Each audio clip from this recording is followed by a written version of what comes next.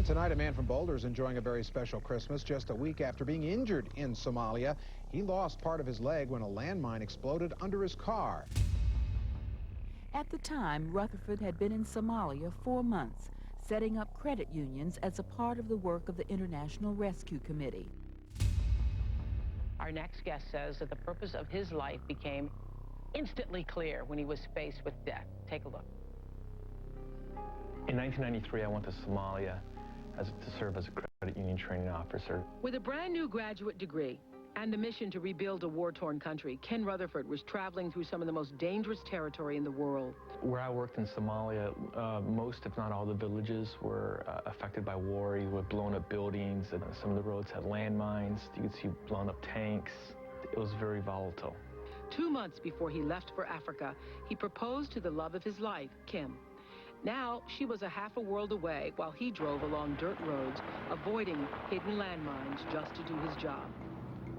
The plan for the morning was to review the 2 or 3 loan applicants' projects and get back to the bank. We were going for about a half an hour, and I think there was a donkey cart off to the side of the road. We could see a man pushing a wheelbarrow in front of us, and then that's the last thing I remember. Once every 22 minutes, 3 times an hour, 64 times each day, someone steps on a landmine. Most are civilians, thousands are children. Most die. But for those who survive, what will their lives be like in 5, 10, 20 years? Tens of millions of landmines are buried in over 65 countries. It costs as little as $3 to make a mine, thousands to remove one. This has gotten so out of control when you have nearly 100 million landmines that are armed and ready to go off in over 60 countries. Can anybody stand here and say, we have control of this, or it's being used responsibly? I had suddenly become something rare for an American.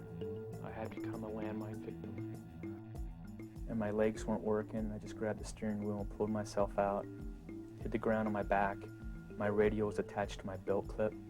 It fell a couple feet from me, crawled for that. Ken was airlifted to the closest hospital. A nurse and doctor on board gave Ken their own blood to save his life. See, I had tubes going in there in my neck. And despite the casualties, Ken Rutherford feels the effort was worthwhile.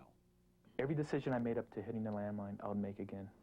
I really believe we're making an influence. And when we were loaning money, I made it a point that these were funds from the people of the United States, trying to help them.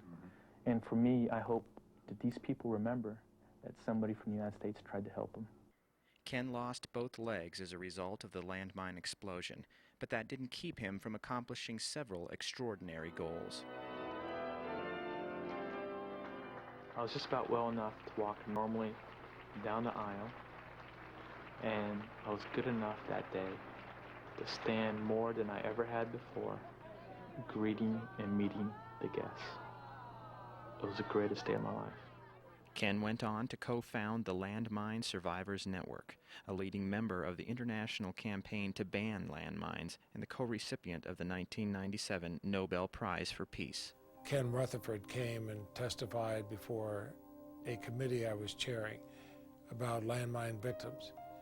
I don't think there was anybody who was not in tears at the end of the testimony, including the press who were covering the event.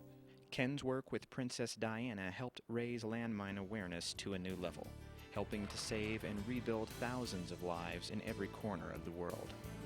By Princess Diana getting involved, she changed the discourse of the debate on landmines from military to a humanitarian issue. Ken became a professor of political science and currently teaches at a university. He's also the proud father of 4 beautiful children.